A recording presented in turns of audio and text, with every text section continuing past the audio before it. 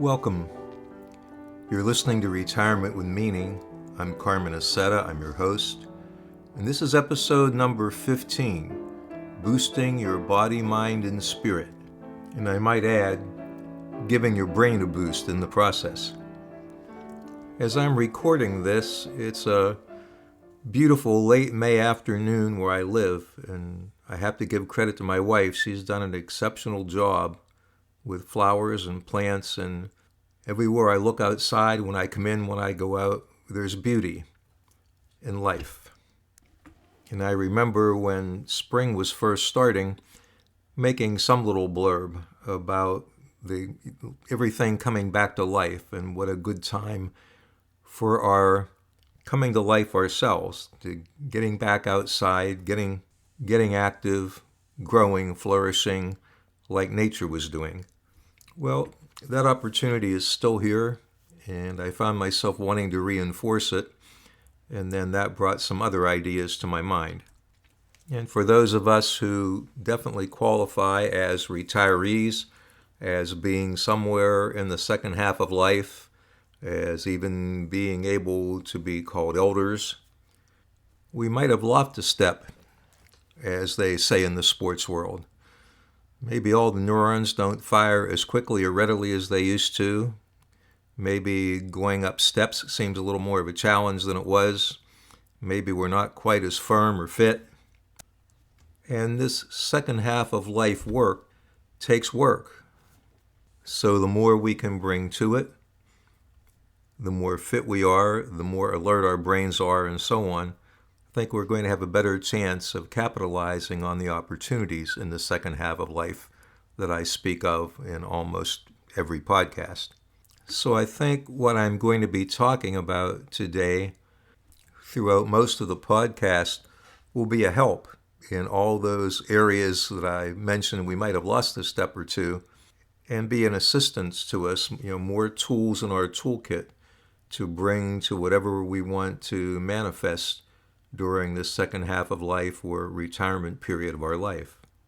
Then I came across a quote online, which was in big, bold type at the head of an article, and it said, "When it comes to keeping our brains young, we need to rise to new challenges." And it was by Alan J. Gow, who's an associate professor of psychology in Heriot-Watt University, I believe, in the UK. And that struck me because the second half of life work is full of challenges / opportunities. And if we can keep our brains young as we're doing that work, so much the better, and so much more we're likely to get, along with the rest of us, since our brain doesn't exist in a vacuum. And to be clear about one of my objectives, I really want to use this podcast to encourage you to get outdoors, get active, whatever that is for you, to have some fun, to recreate. And I'm afraid I'm on this topic partially to try to get myself going too, because for the last couple of years, I've told my wife, and she agreed, this summer we're going to get out and have some fun. And then I wind up getting tied up in some big project around the house or the outside. And next thing I know, it's September, and we barely got out at all. So definitely this is a case of do as I say, not as I do, because I have to receive this message myself. And if you're still listening by the end of summer, I'll tell you how I did, and I hope you'll be able to say that you got out and got active and had some fun, and your brain's even going better, as I hope mine will be. And I have to confess that I've certainly learned to my own chagrin that nothing seems to be able to go as fast as a summer. So one of the bits of information I learned in a little article from PNAS, the Proceedings of the National Academy of Sciences, is that the average adult human, the brain represents about 2% of the body weight, but despite that fairly small size, it accounts for about 20% of the oxygen that the body consumes. And then I discovered in a blog called www.happyhuman.com in the article How to Get More Oxygen to the Brain. It asked if you've ever noticed you can think better after you exercise, and said then that one of the reasons for this is because exercise can boost the blood flow to your brain. And since blood delivers oxygen and nutrients to all parts of the brain, then an increase of blood flow to the brain results in more oxygen to the brain. And a study from the University of Calgary said that cerebral blood flow velocity was boosted in older adults who stuck with an aerobic exercise program for 6 months. And doing that optimized cognitive functions and improved cerebrovascular regulation, which I'm not sure what that is. And then another study from the University of Texas Southwestern Medical Center said that a 12-month aerobic exercise program could increase brain blood flow and significantly improve neurocognitive functions for people at risk of dementia. So the article suggests that if you were just trying to break through brain fog, or you're concerned about your long-term brain health, then learning how to boost the level of oxygen in your brain through increased blood flow is very important. I try to include good news in each podcast, so here's some regarding the brain and oxygen and blood flow and so forth. That one of the most accessible ways to increase circulation and brain blood flow is through exercise. And some studies have said that you can increase blood flow to your brain by as much as 15% with just moderate exercise, and that you will even get benefits of increased oxygen in the brain from a brisk 30-minute walk 3 or 4 times a week. Now, if you haven't been walking at all, you might want to build up to that or check if you have any hesitation that you don't overdo it. But the data does seem to be saying that it doesn't take a whole lot more effort or time to begin to reap some benefits. And parenthetically, I'm not going to go into this at any length at all, but the article also mentioned that researchers have found a link between brain blood flow and vitamin D levels, and that vitamin D has been recognized for a long time for the positive effects on brain health and for its mood stabilizing abilities. And that also exposure to light is a good thing. So, for one thing, if you spend a lot of time indoors, even during the nice spring and summer weather, you might want to consider starting to get out, even if it's just out onto your porch or a patio, or you don't range too far from home yet. And one study found that light therapy could increase blood flow and create increased activity in the brain. The information I'm about to give you now is mostly from a book titled The Complete Book of Running by James F. Fix. It came out in the 1970s and was probably the most significant book after the Bible in my life for a long period of time. 2 things that jumped out to me immediately when I began to read the book for the first time was a statement that said autopsies reveal that 2 out of 3 deaths are premature due to smoker's lung, loafer's heart, and drinker's liver. In the 1970s, I had not made the big jump to a second career, so I had some idea that smoking wasn't good for you and drinking too much could be bad for you, but I think it was the first time I had ever heard about loafer's heart, as he called it. I also found that aerobic conditioning is important because it develops the cardiovascular system, and the cardiovascular system is the best overall indicator of health. And just parenthetically, so I don't forget, running was the aerobic form of exercise that I chose. It was sort of a natural for me because I had always liked to run, even before I took it up sort of, quotes, seriously. But there are a number of forms of aerobic exercise, and one of the things I came to believe is that if we like the exercise we're doing, we're much more likely to stick with it. Yeah, I loved running, and I can explain a little bit later some of the things that I enjoyed from it.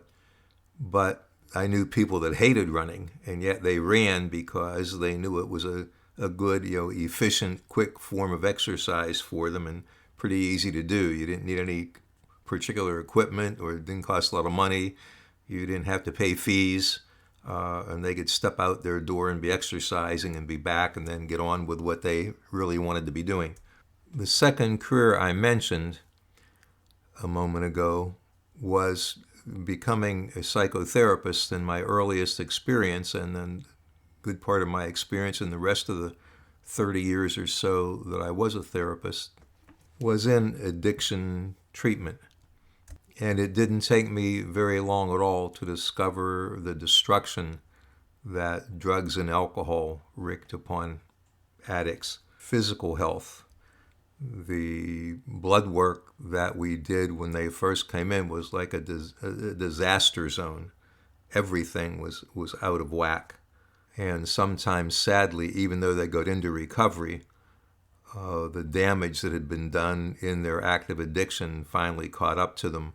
And it was not unusual at all to have people dying, much earlier than would have been a normal life expectancy. Dr. Tversky, who I've mentioned before, who was the founder and medical director at the rehab that I began working at when I first went into the field, used to say what a shame it was that so many addicts were able to get into recovery from their alcohol and or drug use, but they died from their cigarette use, from their addiction to nicotine, which actually killed more people in a year than all the drugs and alcohol put together. One speaker who came to talk to the staff at the facility where I worked said that milligram for milligram, nicotine is more addicting than heroin. So it is extremely addicting, very hard to stop. And I've heard opiate addicts tell me that stopping cigarettes was harder for them than giving up heroin. 3 of my older siblings died from cigarette-related cancer and emphysema. So, smoker's heart and drinker's liver are perhaps for most of us, many of us, fairly easy to recognize and know either directly or indirectly some of the dangers from them. But loafer's heart can be more subtle and have a lot of jokes connected with it about being a couch potato and so forth. And I believe it was George Bernard Shaw, but I could be wrong, but it was someone from that era and similar to him, if it wasn't George Bernard Shaw, who joked that he got his exercise by walking to the funerals of his exercising friends. Well, it's kind of funny, but also it's not funny once you get to the end result of Loafer's heart. Okay, I want to tell you now some of the benefits of aerobic conditioning, but before I do that, I think we'll stop for a brief infomercial. First, as a reminder, or if this is your first time listening to one of my podcasts, you can find all of my podcasts in one place on my website, which is retirementwithmeaning.com. You can also find them on my Facebook page, which is Retirement with Meaning, and links to it will be found, to the podcast will be found, scattered through my timeline. You can also find them on my YouTube channel, and can just either Google retirement, not Google Retirement Meaning, but enter Retirement with Meaning or Carmen Aceta, and that will take them to you initially. Sometimes it's a little hard to find them in order there, although there is a place where they are in order. You can contact me from the contact form on my website. You can also use the comments on my Facebook page to, if you have not only a comment, but something that you want to say or ask. Also, I'm going to be giving a talk on Friday, June 16th at Lakeside, Chautauqua.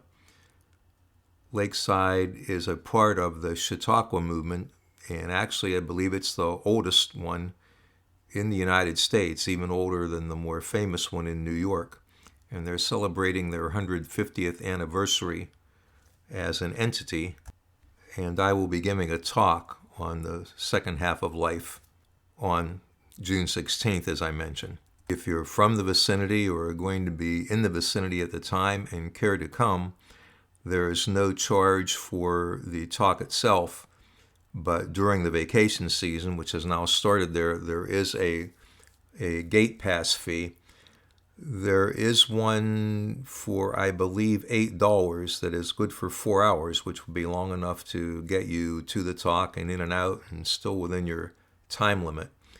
To check to be sure, you can, probably simplest would just be to Google Lakeside Chautauqua, and then all the details, all the information is there on their website.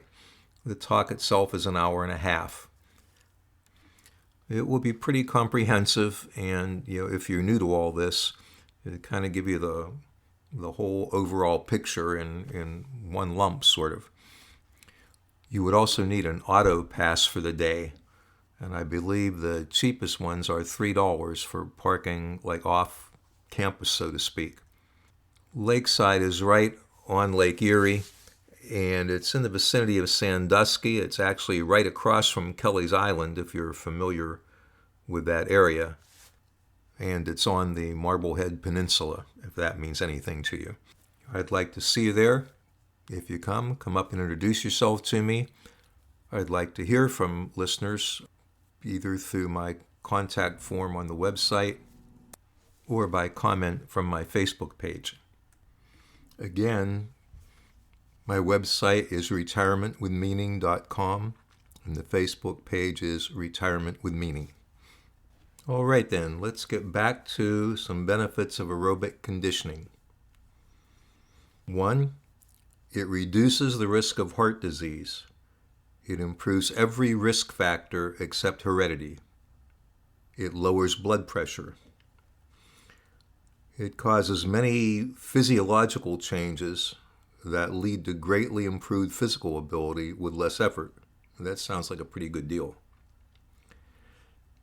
Nerve cells become more efficient, resulting in greater muscle strength and more efficient movement, thus reducing energy expenditure.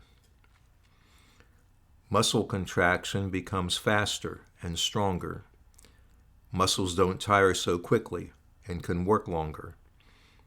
The muscle supply of myoglobin, a substance that attracts oxygen, is increased, sometimes almost doubled. Fluid leaves the bloodstream and bathes areas between muscle cells, allowing them to work more easily. Blood's hemoglobin content rises, allowing given volume of blood to carry more oxygen than usual. The volume of blood increases to carry out essential tasks during exercise. Blood's clotting ability and the ability to dissolve clots improves. Types of cholesterol and triglycerides associated with heart disease become less concentrated. The heart becomes capable of doing more while working less hard. The heart can pump more blood per each contraction. Arteries increase in number and increase in diameter, thus providing the heart with an exceptionally rich supply of oxygen. The heart beats less often at rest. The frequency of abnormal heartbeats decreases. Blood pressure is lowered.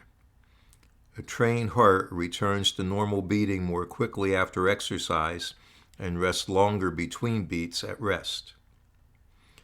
The breathing muscles become stronger and more efficient. Less oxygen is needed for the breathing process itself. The amount of air taken in a single breath increases, the volume per minute can triple. More air means more oxygen. All the body's heat-regulating responses become more efficient. Sweating begins sooner and more cooling per given amount of evaporation occurs. Those were the many physiological changes that occur with aerobic conditioning. Now, continuing.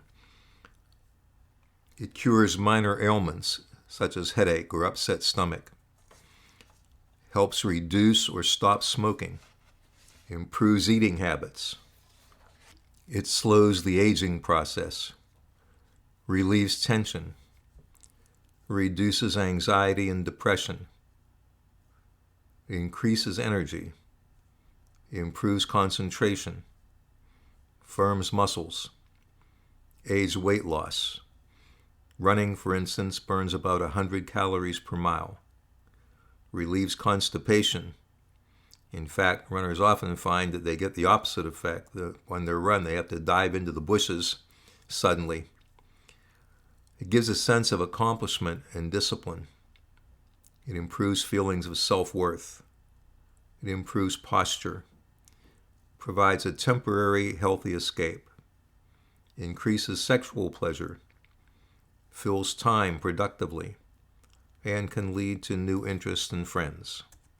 I can attest to many of those benefits personally. I remember, I don't know if I was getting an annual physical or it was some kind of physical where the nurse was taking my blood pressure and so on, and she hesitated and looked up and she said something like, your heart rate is very slow. And barely able to keep the pride out of my voice, I said, well, that's because I'm a runner. And I liked this sense of accomplishment and discipline. I can remember I could be out somewhere or driving in a car, and I would see a sign that said, whatever the town, 12 miles. And I thought, well, if I had to, I could run there. And I even think, in a way, I felt like a better person, or at least a friendlier, more social person, because I would say hello or wave to people on the trail I was running on who I probably would have walked right past in a parking lot or on a city street. I found I just had a better sense of well-being overall. I liked the rhythm of running. I liked being out on the trail alone and running. It was really a sort of meditative process for me. I felt in the moment. My preference, as I said, was running, but there are lots of other ones: swimming, cycling, using an elliptical trainer, walking, rowing, jumping rope, step aerobics, high-impact routines, Zumba, circuit training, and a number of others. There should be one in there that if you're interested in aerobic conditioning, you'll find one that fits for you. And if you want to get more bang for your buck, find somebody or some buddies to do whatever it is you choose to do with you. Even join a group of some kind that, whatever, bicycles together or hikes together. And in that way, you're getting something else which is extremely important: socialization or connection with other human beings. I've learned the hard way that it's much easier to be doing maintenance than it is to be starting out from ground level. Much easier to keep going than to get started all over again. So to the extent that you can keep on and do this regularly, a little bit done regularly would be better than doing a whole lot intermittently. But doing some exercise is better than doing none.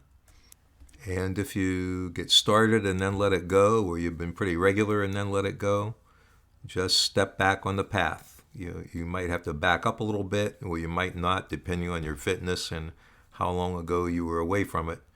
But just the path is still there. Just step back on and resume going again. The benefits, I believe, are extremely worth it. And really, everybody benefits. If you have some trouble allowing yourself to take time for yourself, or I would like to do that, but I need to be doing this, or somebody else needs me, whatever, try doing what it takes to make that time or give yourself that time, because really, when you benefit, when you're feeling better, when you feel healthier, when you feel more optimistic, when you feel more calm, when you feel rested, whatever, then you have good things to give to others and you feel good yourself. Whereas if you're stretched, if you're drawn tight, if you're frazzled, then what we have to give are things like irritability, anger, disinterest, short temper, curt remarks, things that nobody really benefits from. So where I am, we've got about 3 weeks till the first day of summer, and then all of summer ahead of us. As Yogi Berra once said about a rookie phenom in camp, his future is all ahead of him, and so is ours. So I hope you'll either continue doing the things you enjoy and have been good for you and help you in the many ways that aerobic conditioning helps, or I hope you'll find something that you enjoy or you like to do, or at least realize the benefit from. And as you start to feel more fit, just feeling better about yourself, having more energy, then that will be a payoff in helping you to engage with the challenges and the opportunities in the second half of life to improve your life in other ways and to be able to give back from your accumulated wisdom and experience and energy as you find that you may have more than you thought you could. And before I start to wrap up, I just remembered that for a fun activity, I wanted to put a plug in for pickleball if you haven't discovered yet. Certainly it's been sweeping the nation in popularity. And I was a competitive tennis player for most of my life. And in recent years, as I ran out of people to play with and suffered some injuries that left me on the sidelines for a while, I discovered pickleball. And of course, first I had the bias toward tennis, but I found it's really a great game, especially and for older people to play as well, because you can begin to enjoy it almost from your very first time you hit the ball. Unlike tennis, where you can spend years developing strokes and having to develop a serve and then having to deal with another person's big serve and having to deal with poachers at the net and a much bigger surface to play on, pickleball takes those things out of the game. It pretty much takes the serve out as a weapon. It keeps people away from the net so that you don't have to avoid the poacher so much. It does a number of things that make the game easier and easier to enjoy from the beginning. So you can get a group of people who are all of about the same newness or the same skill level, and they can immediately begin playing the game versus spending most of their time chasing balls like you can do in tennis when you're learning.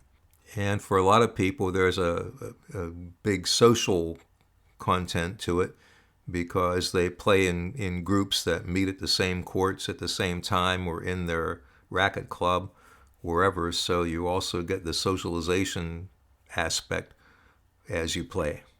You do have to be a little careful because I think pickleball is also contributing to the well-being of orthopedic doctors and other health professionals due to an increasing number of injuries occurring, particularly in older people when playing pickleball. So you have to watch out for that and exercise due caution. One other thing I don't think I mentioned when I was mentioning my Facebook page is that I not only have my podcast, links to my podcast on the Facebook page, but I do short posts. Now I'm behind on those too, which you can get a small piece of, something you can get very quickly. And then if you're interested when you have more time, that topic will be treated in greater depth or breadth as a part of a podcast. When I think about all this that we've been talking about, getting out, getting going, having fun, socializing, making connections, and then the whole frame of the second half of life experience and all the opportunities there for growth and healing and giving back and so forth. When I was helping to facilitate a lot of hero's journey and men's growth work, we used to talk about the intention of living our lives in ever-widening circles. And unfortunately, what can happen when we grow older, or if we have some serious health problems, perhaps limited mobility, we can, without realizing it, be living our lives in ever narrowing circles until we suddenly find ourselves living a very restricted life, the very kind that we would have wanted to avoid. So it takes that, moving through all this with consciousness and awareness and making decisions that to live the best, the healthiest, the most vital life we can, and one that is worth living. At least we enjoy it enough that we want to be around. And I hope my podcast and other people's podcasts and all the various things that are out there will help you to do just that, and to have a satisfying version of yourself, or if you want to go for the whole bundle, to have the best version of yourself that you can be as you move through your elder years. So thanks for listening, and I hope you will join me in podcast 16 and beyond. And if you haven't heard the podcast before this one, I hope you'll go back to podcast 1 and start working your way through and catch up. Again, thanks for listening.